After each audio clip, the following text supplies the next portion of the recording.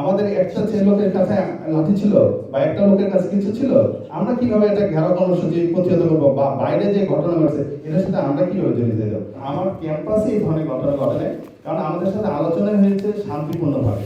আমার ভুল চিকিৎসা হলে সুষ্ঠু তদন্ত হবে, আমার হসপিটালের স্বার্থে, জাতির স্বার্থে, সকলের স্বার্থে। এই ব্যাপারটা যেহেতু আমার ক্যাম্পাসের ভিতরে ঘটে নাই, ক্যাম্পাসের বাইরে, যেহেতু তদন্ত ওই আইন শৃঙ্খলা রক্ষাকারী বাহিনীর ওরা প্রথম থেকেই এই ঘটনার সাথে জড়িত ছিল। তাদের একটা স্টেটমেন্ট আপনারা দেখতে পাবেন আমাদের ভেরিফাইড পেজে দেওয়া। এই সময় প্রতিবাদকারীদের চাপে হাসপাতালের পরিচালক 4 জন ডাক্তার ও 2 জনকে নিয়ে অভিজিতের চিকিৎসা সংক্রান্ত একটি তদন্ত কমিটি গঠন করে।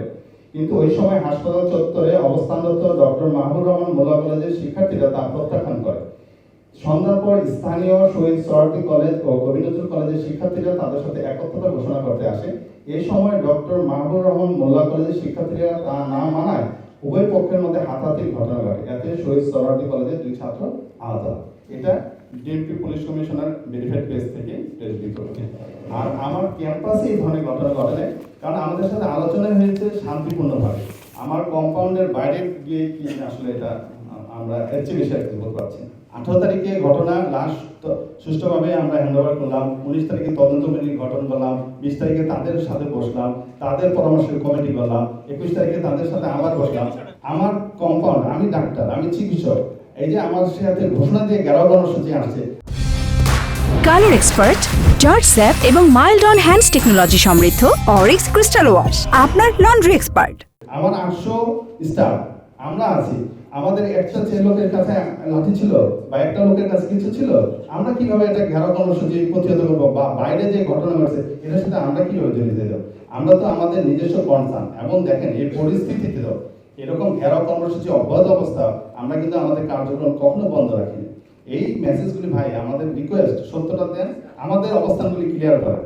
একজনের বিরুদ্ধে বা যে কর্তব্যরত চিকিৎসক ছিল তার সাথে 3টা এলিগেশন চলে আসছিল, এবং ছাত্রদের যে বর্তমান পরিস্থিতিতে উত্তেজনা ভাব, এবং আমরা তাকে এভাবেই চিকিৎসা দেওয়া হয়েছে যে সুষ্ঠু তদন্তের স্বার্থে তোমাকে সাময়িকভাবে কার্যক্রম থেকে অব্যাহতি দেওয়া হয়েছে এবং প্রতিদিনের হাজিরা স্বাক্ষর করার জন্য।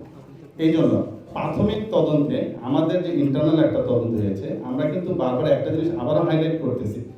আমার মনে হয় আমরা এই একটা তদন্ত কমিটি করেছি যেখানে আমরা অপোজিশন থেকে যারা আমাদেরকে অভিযোগ করতেছে, অভিযোগকারীদের থেকে আমরা বলছি যে আপনারা একজন ডক্টর দেন। এখন ভাই ভুল চিকিৎসা কি আমার ইন্টারমিডিয়েট পাস, ম্যাট্রিক পাস ছেড়ে বলবে ভুল চিকিৎসা?